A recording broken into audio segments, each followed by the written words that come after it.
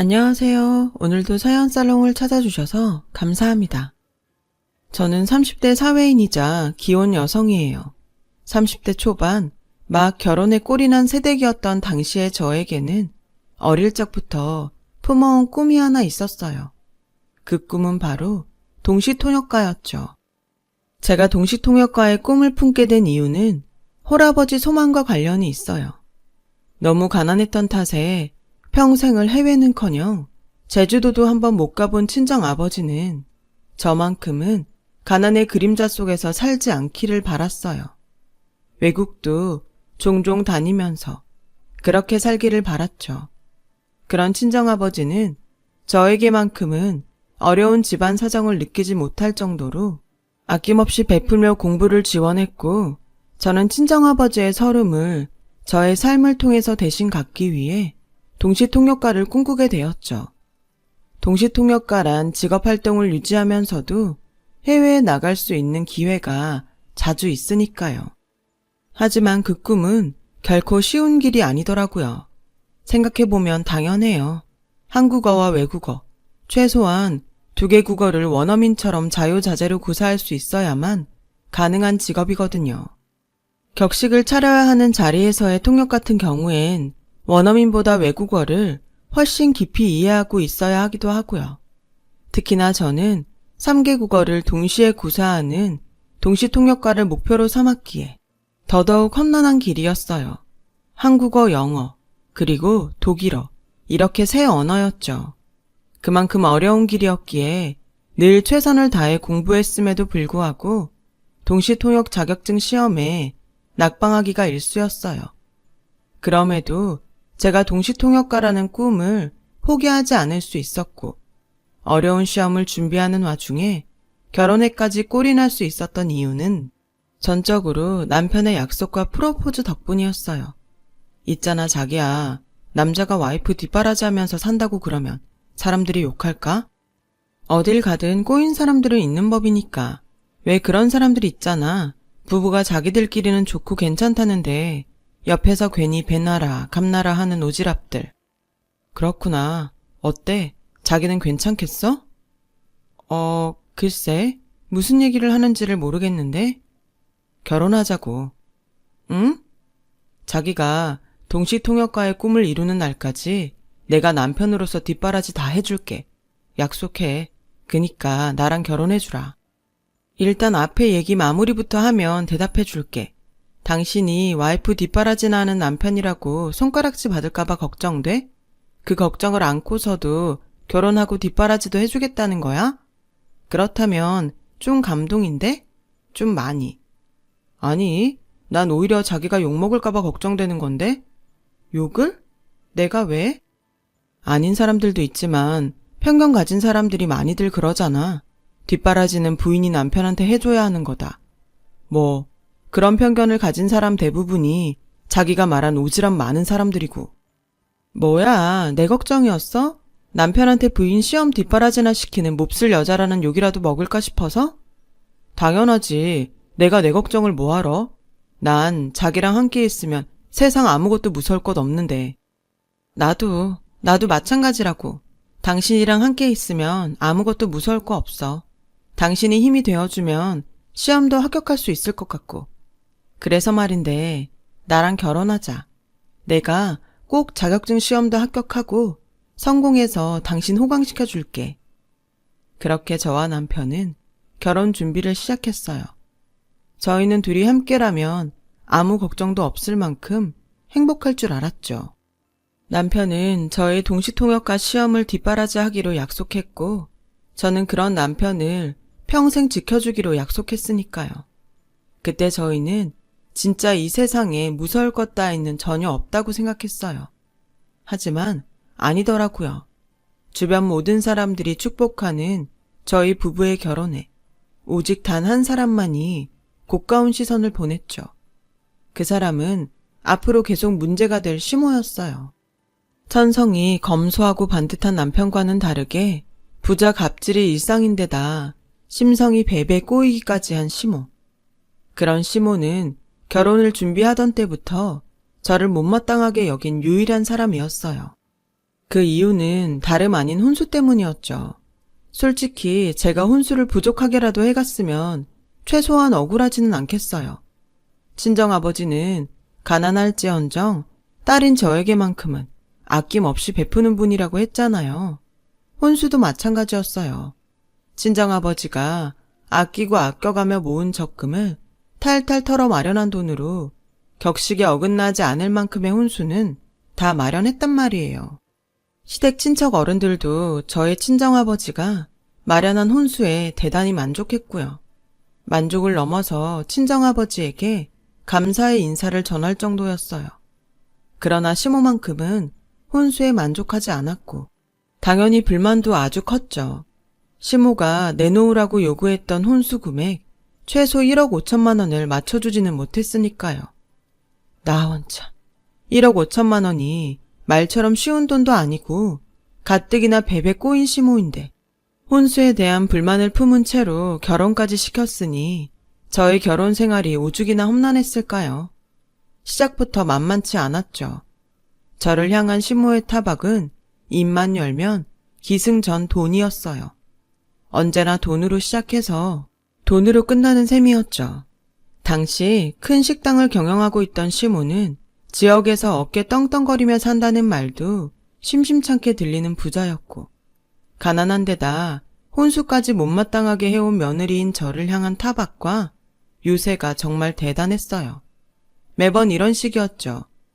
너 아직도 공부 같은 거 한다면서 동시통역관이 뭐시기니? 암튼 그딴 거 다 쓸데없다. 아닌 말로 여자가 배워서 어디다 쓴다던? 예로부터 암탉 울음소리가 담장을 넘어가면 집안이 망하는 법이야. 글쎄요. 제가 동시통역가가 되는 게 집안이 망하는 길은 아닌 것 같은데요. 없는 처지면 자식 교육이라도 힘쓰던가. 사돈은 딸 자식을 어떻게 가르친 거야 대체? 네? 지금 그게 무슨 시어머니한테 버릇없이 따박따박 말대꾸나 해대니 하는 말이다. 그건 어머님이 먼저 제 꿈을 두고 암탉이니 어쩌니 험담을 하니까 그런 거죠. 아 시끄럽고 쓰잘데기 없는 동시통역과 공부니 뭐니 그딴 거 당장에 때려치우고 남의 집 식모살이라도 하니라. 당장 이혼당하기 싫으면 식모살이를 해서라도 결혼할 때 못다 채운 혼수들 마저 채워놓으라는 얘기야. 진심으로요? 세상에 혼수를 1억 5천씩이나 해오는 사람이 얼마나 된다고요. 그럼 시애미가 며느리 따위랑 말장난이나 할 입장이니? 따위라뇨. 저도 사람인데 인격적인 존중은 해주셔야죠. 어머님은 말이 늘 너무 심하다고요. 인격적인 존중? 그런 거 받고 싶으면 당장 나가서 돈 벌어와. 부족한 혼수 채워놓기 전까지는 사람 대접받을 생각 따위는 하지도 말고 정 능력이 안 되면 우리 식당에 와서 허드렛 일이라도 하거라. 화장실 변기도 좀 닦고 음식물 쓰레기도 좀 치우고 시간당 3,500원은 쳐주마. 어머님, 이게 어디서 목소리를 높이기를. 식당에 일자리 마련해 줄 정도면 나만큼 좋은 시어머니 세상에 또 없는 법이야. 일단 그렇게 할 테니 내일부터 출근하거라. 제가 그렇게는 못하겠다고 맞서거나 말거나 시모는 못 들은 채 해가며 쌩하니 자리를 떠버렸어요. 그리고 바로 다음날 아침 시모가 저희 신혼집 앞으로 식자재 운반용 트럭을 대동한 채로 나타나더군요.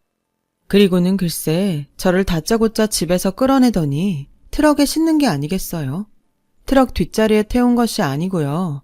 말 그대로 저를 트럭에 실었어요. 시모가 저를 내팽개친 곳이 트럭 짐칸이었거든요. 그렇게 저를 납치하다시피 태운 트럭이 도착한 곳은 역시나 시모의 식당이었어요. 시모는 당황한 제가 미처 정신을 가다듬을 겨를도 없이 변기부터 닦으라며 화장실로 등을 떠밀었죠. 황당했고 수치스러웠어요. 시모의 식당을 돕는 거요. 식당이 어려운 상황이라면 당연히 도와야죠. 또한 시모가 어려운 상황이니 도움이 필요하다고 부탁을 했더라면 아주 기쁜 마음으로 도왔을 거예요. 며느리도 가족이니까요. 하지만 그때는 그런 상황 자체가 아니었다고요. 시모의 식당은 줄을 서서 먹을 만큼 손님들이 넘쳐났고 직원들도 많은 상황이었어요. 그런 상황에 심지어 모욕까지 줘가면서 강제로 일을 시키려고 드는데 세상 어떤 며느리가 나 죽었소 하면서 얌전히 당하고만 있겠어요. 그래서 그날은 일단 남편에게 문자를 보냈어요. 시모한테 억지로 끌려와서 모욕을 당하고 있으니 빨리 나를 데리러 와달라고요. 다행히 금세 도착한 남편이 저에게서 시모를 떼어넣은 덕분에 첫날의 수모는 일단락 지어졌지만 그 후로부터 한동안 비슷한 실랑이가 이어졌어요. 시모는 매일 새벽같이 식자재 트럭을 대동해 신혼집에 들이닥쳤죠.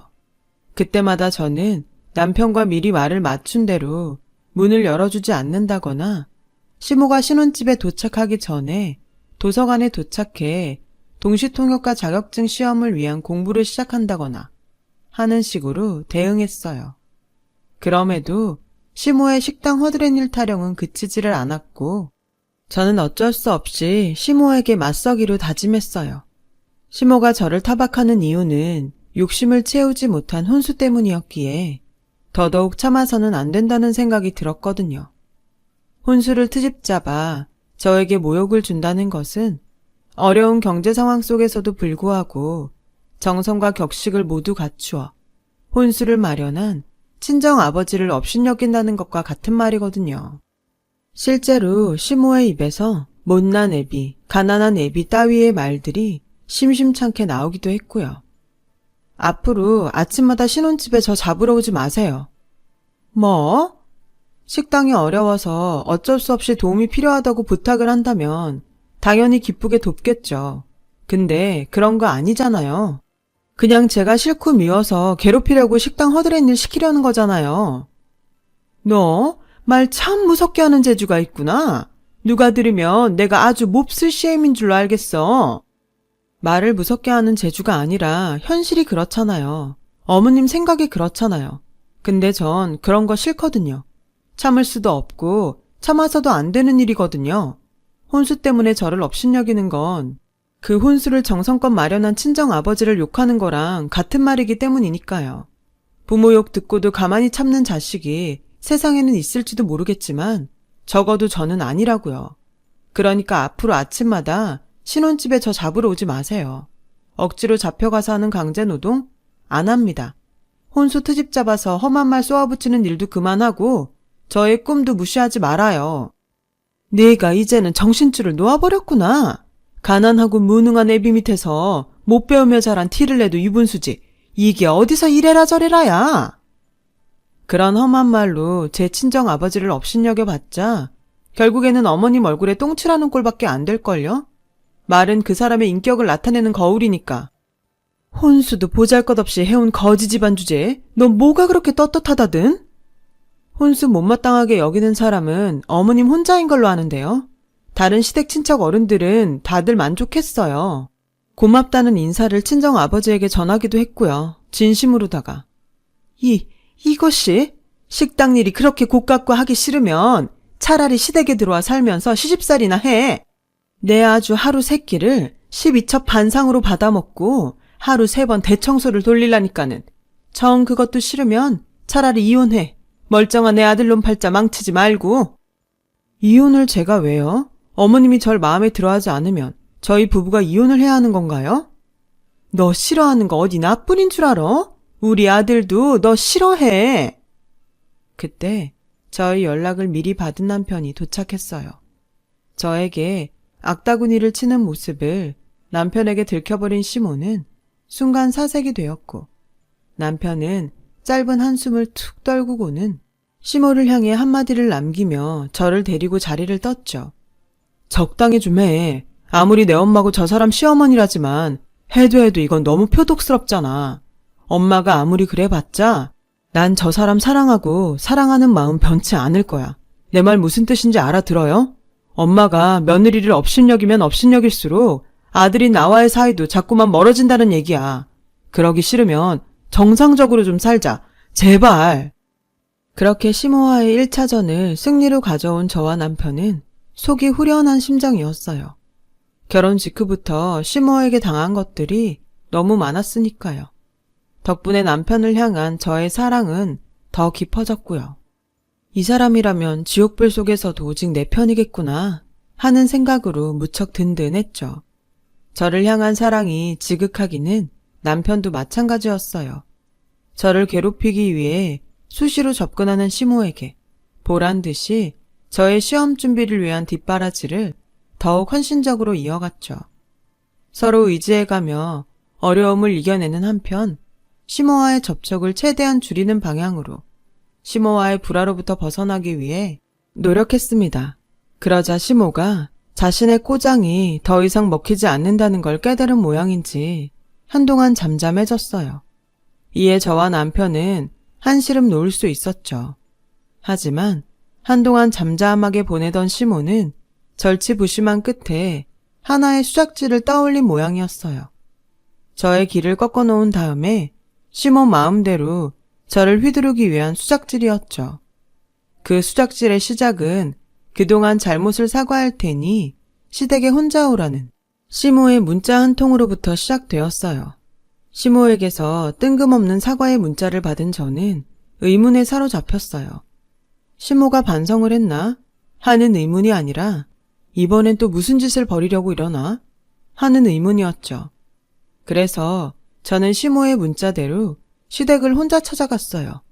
모르고 당할 바에야 차라리 미리 알아낸 다음에 대비책을 마련해 주자는 생각에서였죠. 물론 어떤 상황이 전개될지 모르니 남편한테 얘기하려 전화를 걸었는데 남편이 전화를 끊지 말고 켜두라고 하더군요. 시모와 저의 대화를 들을 수 있도록요. 시모는 제가 미처 무슨 일인지 묻기도 전에 대뜸 한다는 말이 다름이 아니라 요즘 우리가 많이 소원했잖니? 명색이 며느리와 시댁사인데 오며 가며 교류도 뜸했고 그래서 그런가? 내 손이 시누이가 너를 많이 보고 싶어 하더라. 그래서 불렀단다. 시누이요? 친척인가요? 친척은 무슨 네 남편의 친누나야. 남편 외동아들이잖아요. 보면 다 알게 되어 있어. 어디 갔니 해피? 내가 보고 싶어 하던 손아래 동서 왔단다. 그러자 쪼르르 나타나 시모의 품에 안기는 치와와 한 마리. 네, 맞아요. 강아지요. 강아지. 개. 시모가 저에게 손이 시누이라며 소개한 대상은 해피라는 이름의 애완견이었어요. 기가 막히고 코가 찰 노릇이었죠. 지금 진심으로 하는 말인가요? 뭘 당황하고 그런다니? 내가 얘를 아기 때부터 벌써 5년째 가족으로 키우고 있어요. 강아지 나이 5년이라면 사람 나이로는 36쯤 되는 법이니 내 남편에게는 친누나가 되는 셈이고 너한테는 손이 시누이 맞잖아? 와, 아무리 그래도 어떡해. 여기서 잠깐 말씀드리자면 저는 애완견도 애견인도 싫어하지 않아요. 각자의 가치관을 모두 존중하는 태도로 살아왔습니다. 문제는 애완견을 앞세운 시모의 극악무도한 행태였을 뿐이죠. 대체 어땠냐고요? 네가 하도 식당 일을 꺼려하길래 찾아낸 방법이야. 앞으로 매일 끼니 때마다 시댁에 들려서 시누이 밥상 차리거라. 밥상도 차릴 겸 때마다 산책도 시켜놓고 행여나 강아지라고 해서 만만하게 대할 생각은 꿈도 꾸지 말어. 분명히 말하지만 우리 해피는 너의 손이 시누이인 만큼 서운함 없이 깍듯하게 모시거라. 너무 당황스럽고 기가 막힌 탓에 제가 미처 어떤 반응조차 보이지 못하는 사이에 이어지는 시모의 발언이 아주 가관이더군요. 왜? 싫으니? 식당 일도 곱깝다. 당연히 해야 되는 시누이 대접도 곱깝다. 시댁이 그렇게 매사 곱깝기만 하면 차라리 이혼을 하든가. 너 이혼 여대기가 무서워서 정 안 되겠으면 결혼할 때 다 해오지 못한 혼수 삼아서 시누이 앞으로 떡 부러진 집이나 한 채 해놓든가. 다시 말하지만 우리 해피는 너의 손이 시누이야. 당연히 사람 사는 집이어야 한다. 나 이거원 싫다면요. 애완견을 시누이랍시고 깍듯하게 모시고 살기도 싫고 시누이랍시고 사람 사는 집 한 채 떡 하니 해주기 싫다면요. 그땐 어쩔 생각인데요. 시누이가 허락하지 않으면 나 죽고 나서도 너희 부부에게는 유산 한 푼 없을 줄 알아. 뭘 되게 착각하고 있는 모양인데요. 제가 언제 유산 얘기 한마디 입에 올린 적이라도 있나요? 아니잖아요. 애초에 유산 같은 건 관심조차 없었으니까. 그럼 내 유산이라도 받지 않으면 남의 집 귀한 아들을 누구네 친정처럼 평생 가난배기 신세로 만들 작정이라더냐? 입은 삐뚤어졌어도 말은 똑바로 해야죠. 지금 아들 걱정해서 이러는 거 아니잖아요. 며느리 기 꺾어 놓은 다음에 당신 마음대로 이리저리 휘두르려고 수작질 부리는 거잖아. 뭐? 당신? 그래, 당신. 도저히 사람으로 생각해 줄 수가 없는데 그나마 나도 그쪽이랑 똑같은 수준 되기 싫어서 당신 정도로 봐주는 줄이나 알아요. 고맙게 생각하시라고요. 그리고 나도 분명히 말하는데 유산이랍시고 당신 그 더럽고 치사한 돈 받아서 팔자 고칠 생각 따위는 추호도 없어. 유산 운운하면 내가 굽실거릴 거라는 생각은 아주 큰 오산이라고. 난 누가 뭐래도 시험에 붙어서 반드시 내 힘으로 자수성가도 하고 당신 아들 호강시켜 주고야 말 테니까. 그러자 한참을 콧방귀나 픽픽 끼어대던 시모가 거만하게 팔짱을 끼며 말을 이었어요. 안 되겠다. 너 시애미가 오늘 버르장머리가 뭔지 제대로 가르쳐주마. 당신 본인부터가 버르장머리 없으면서 누가 누구한테? 바로 그때 저에게 아주 든든한 지원군이 나타났어요. 저의 남편이었죠. 휴대전화를 통해 시모의 악다구니를 고스란히 전해들으면서 시댁으로 달려온 남편은 아무 말 없이 저를 꼭 끌어안아 주었어요. 그리고는 저의 손을 붙잡고 시댁의 현관을 향해 걸음을 옮겼어요. 당황한 시모가 급히 남편의 앞을 막아섰지만 남편이 제 편이라는 사실은 달라지지 않았죠. 너 지금 이게 무슨 짓이니? 앞으로 엄마 안 보고 살 작정이야? 이러지 않으면 내가 무슨 용기로 엄마 얼굴을 보면서 더 살아야 할까? 엄마가 앞으로 어떤 짓을 더 벌일지도 모르는데. 그러니까 애초에 내가 이 결혼은 안 된다고 했잖아. 착각하지 말아요. 엄마도 가족이지만 이 사람도 나한테는 가족이야. 지금처럼 어쩔 수 없이 둘 중 하나를 선택해야 하는 상황이라면 난 당연히 이 사람이라고. 그놈의 혼수.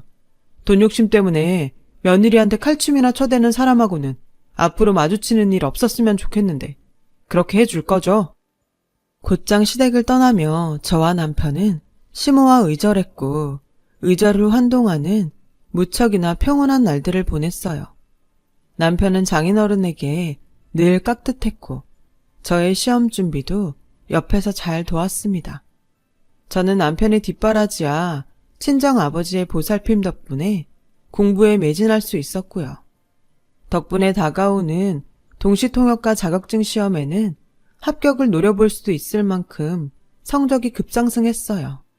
그런데 덜컥 친정아버지가 돌아가셨어요.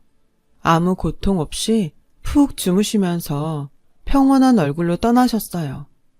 친정아버지가 평생을 올바르게 살아온 덕분에 장례식장은 첫날부터 인산인해를 이루었고 저는 고통 없이 떠나셨으니 그래도 다행이라며 스스로 위로했지만 동시통역가의 꿈을 이루는 모습을 친정아버지에게 보여주지 못했다는 서름이 마음 가득했어요. 그런 저의 마음을 알고 있던 남편은 한시도 제 곁을 떠나지 않더라고요. 최선을 다해 친정아버지의 장례를 모셨죠. 그런데 남편 덕분에 겨우 마음을 추스른 제 앞으로 불청객 하나가 불쑥 나타났어요. 그날은 조문객들이 가장 많았던 장례식 첫날. 수많은 조문객들이 지켜보는 가운데 제 앞으로 모습을 나타낸 사람은 시모였어요. 시모를 마주한 순간 저는 불안에 휩싸였죠. 또 무슨 만행을 저지를지 모르는 일이었고 심지어 장소마저 시모가 그토록 업신여기던 친정아버지의 빈소였으니 더더욱 불안할 수밖에 없는 노릇이었죠. 하지만 저의 걱정은 금세 수그러들었어요. 시모가 아주 정갈한 상복 차림으로 나타났기 때문이었어요. 왜 그런 말도 있잖아요. 아무리 험악한 사이라도 장례식과 같은 자리에서 때로는 기적 같은 화해를 이루는 경우도 있다는 말이요. 그때 저는 상복 차림으로 나타난 시모가 정신을 차렸다고. 그래서 친정아버지의 마지막 떠나는 길에 사돈의 예의를 지키기 위해 와주었다고. 짧은 순간이나마 그렇게 생각했어요. 마침 시모는 저에게 직접 부조금 봉투를 건네더군요. 제가 감사하다는 인사와 함께 시모의 부조금 봉투를 받아들려는 순간 시모가 다짜고짜 저의 손목을 억지로 붙들고는 장례식장 밖으로 끌어내려 하더라고요. 그러면서 하는 말이 내 시누이가 임종했으니 시누이 장례식장에 와서 손님들 수발이나 좀 거들어. 그랬어요. 친정 아버지의 장례식 첫날이 하필이면 시모가 저에게 시누이로 모시라며 강요했던 애완견 해피의 장례식 첫날과 겹쳤던 것이었어요. 시모는 애완견 해피의 장례식 때문에 상복을 입었을 뿐이었고요. 제 친정 아버지의 장례식 때문이 결코 아니라요. 모든 사실을 깨달은 저는 차마 말로는 표현할 수 없는 분노가 치솟았지만 애써 감정을 추스르며 대답했어요. 다른 자리 같으면 참지 않았겠지만 친정 아버지의 장례식장이었으니까요. 그래서요. 부친상 당한 저더러 그쪽 집안 장례식에나 가서 잡일이나 하라고요? 결혼할 때 혼수도 제대로 못 해온 처지면 시누이 장례식에 노동으로라도 갚아야지. 이건 경우가 아니죠. 다른 상도 아니고 부친상이라고요. 부친상. 하다못해 사람 장례식이 겹쳤다고 해도 부친상 상주를 포기하라는 건 있을 수도 없는 얘긴데 심지어 그쪽 장례식은 애완견 장례식이라면서요. 이게 말이 되는 소린가요, 지금? 그깟 가난배기 장례식 따위가 뭐가 중요하다고. 나한테는 우리 해피 장례식이 더 중요하니 조용히 따라오기나 해. 시모가 고함을 지르기가 무섭게 줄곧 무슨 일인가 싶어서 지켜보고 있던 조문객들이 시모에게 득달같이 달려들어 따졌어요. 부친상을 내버려 둔 채로 강아지 장례식이나 치르라는 게 말이 되는 소리냐면서요. 그러나 이에 굴하지 않는 시모는 저에게 늘 해왔던 말들 그대로 친정 아버지를 업신여기는 발언들을 쏟아내었고 결국 분노한 친정 친척 어른들에게 끌려나가면서 장례식장에서 쫓겨나고야 말았어요. 시모와 조문객들이 한바탕 소란을 벌이고 있던 그때 남편은 바닥에 나뒹굴고 있던 시모의 부조금 봉투를 열어보았어요. 봉투 안에 들어있는 금액과 쪽지 한 장을 발견하고는 몰매 맞으며 쫓겨나는 시모의 뒷모습을 향해 체념의 시선을 보냈죠. 잠시 후 소란을 정리한 저에게 남편이 시모의 부조금 봉투와 함께 쪽지를 전해주었어요. 시모의 부조금 금액과 쪽지를 확인한 저는 왈칵 눈물을 쏟고야 말았어요. 더럽고 치사하더라고요. 줄 서서 먹는 식당을 경영하는 큰 부자인 시모가 부조금이라며 봉투에 담아놓은 돈은 단돈 5,000원. 함께 남긴 쪽지는 5,000원을 제외한 나머지 부조금은 결혼 때 제대로 해오지 못한 혼수 비용으로 퉁치는 셈 치겠다는 내용. 그날 저와 남편은 친정 아버지의 영정 앞에 한마음 한뜻으로 다짐했어요. 앞으로 무슨 일이 있더라도 절대 시모를 용서하지 않기로요. 그러는 한편으로 저는 저 스스로를 다잡았어요. 시모로부터 더럽고 치사한 일을 다시는 겪지 않기 위해서라도 반드시 동시통역가가 되고야 말겠다고요. 꼭 성공해서 내 가족은 내 힘으로 지켜내겠다고요. 그로부터 약 3년 뒤 저는 마침내 성공한 동시통역가가 되었어요. 능력을 인정받은 덕분에 큰 사업가들의 사업상 통역을 전담하는 스페셜리스트의 자리에까지 오르게 되었죠. 맡은 통역의 중책이 큰 만큼 연봉도 높아져 갔어요. 그러던 어느 날 사무실에서 직원들과 통역 스케줄 정리를 하고 있던 저의 사무실로 뜻밖의 손님이 찾아왔어요. 이번에도 역시나 시모였죠. 그런데 시모의 행색이 어딘가 좀 이상해 보였어요. 당장이라도 시모를 문전박대하고 싶은 마음이 굴뚝 같았지만 그 이상한 행색이 궁금해진 저는 일단 시모를 자리에 앉혔죠. 최 실장님, 여기 따뜻한 녹차 한 잔 부탁해요.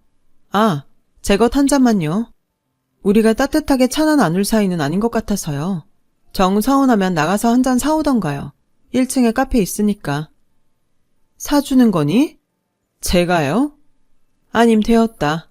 한 푼이라도 아껴야 할 처지에 카페는 무슨? 한 푼이라도 아껴요? 하긴 딱 보니까 3년 동안 많은 일이 있었던 모양이네. 줄 서서 먹는 식당 사장이랍시고 명품 아니면 입지도 않던 양반이 그런 옷은 어디서 구하는 건가요? 의류수거함? 의류수거함까진 아니고 여기저기서 얻어 입다 보니까 꼴이 이 모양이지 뭐니. 얻어 입어요? 아니, 그 많은 재산은 다 어쩌고. 그게 그러니까 말이다. 말끝을 흐리며 한참을 머뭇거리던 시모가 대뜸 한 번만 도와주렴. 딱 한 번이면 돼. 더 이상은 나도 염치가 없어서 바라지도 않는단다. 다짜고짜 뭘 도와달라는 거죠? 식당 일이요? 아님 애완견 밥상 차리는 일이요? 그 사이 다른 애완견들이셨나? 사기를 당했어. 식당까지 저당 잡혀가면서 투자를 좀 했는데 그게 사기였다더구나. 사기요? 이게 어떻게 된 일이냐면 시모의 말을 요약하자면 이랬어요. 시모에게는 외국 요식업 프랜차이즈 런칭 전문 컨설팅 업체가 접근했더더라고요. 그 컨설팅 업체는 줄 서서 먹던 시모의 식당을 바탕으로 해외 프랜차이즈 사업 런칭을 제안했는데 사실은 그들 모두가 사기꾼이었던 거죠.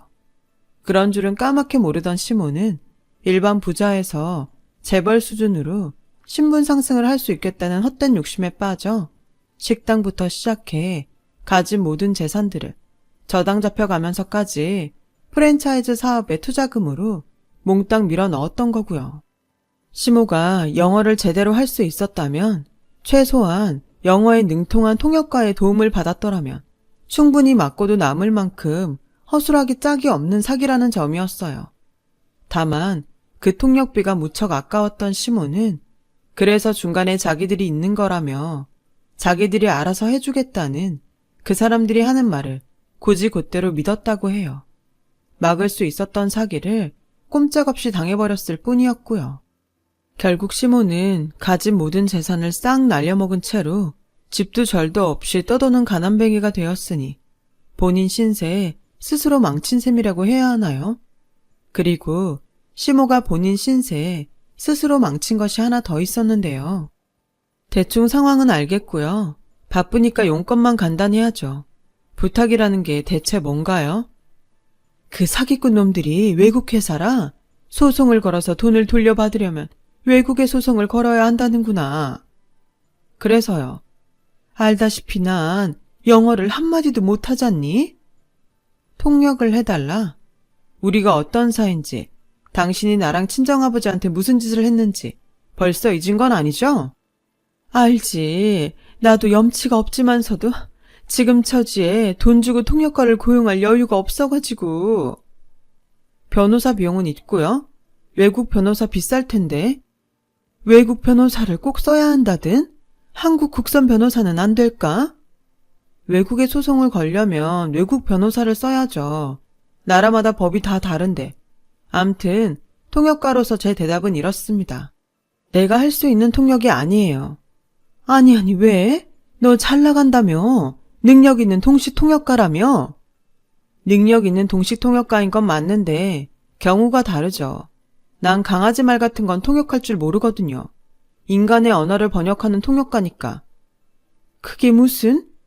강아지가 내 시누이라면 당신도 강아지일 텐데 난 멍멍, 으르렁, 깽깽 그런 말 모른다고. 나 지금 많이 바쁜데 여기 계속 있을 겁니까? 시모가 저의 바지가랑이를 붙들고 애원했지만 저는 눈썹 하나 까딱하지 않았어요. 솔직히 말하자면 통쾌한 표정을 감추느라 고생 꽤나 했죠. 남편과 함께 친정아버지의 영정사진 앞에 다졌던 시모를 절대 용서하지 않겠다는 다짐도 지켰고 시모로부터 받았던 서름도 모두 떨쳐내었으니까요. 그렇게 지금 저는 오늘도 능력 있는 동시통역가로 성공을 이어가고 있어요. 저의 성공을 만들어준 남편의 자부심 또한 아주 대단하고요. 저는 저대로 남편을 호강시켜 주겠다는 약속을 지키며 살고 있답니다. 시모는 어떻게 되었냐고요?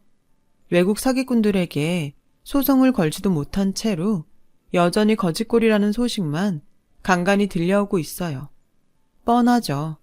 외국 변호사도 시모의 말을 통역할 동시통역가도 구할 수 있는 능력이 없었을 테니까요. 그래서 사람은 올바르게 살아야 한다니까요. 저도 항상 올바르게 살아가려고 노력하고 있습니다. 긴 이야기 들어주신 분들 감사합니다. 여러분의 곁에 좋은 사람들만 함께하길 바랍니다. 여러분, 사연 댓글에 응원과 현명한 조언 부탁드려요. 좋아요와 구독은 저에게 큰 힘이 됩니다. 오늘도 좋은 일 가득하세요.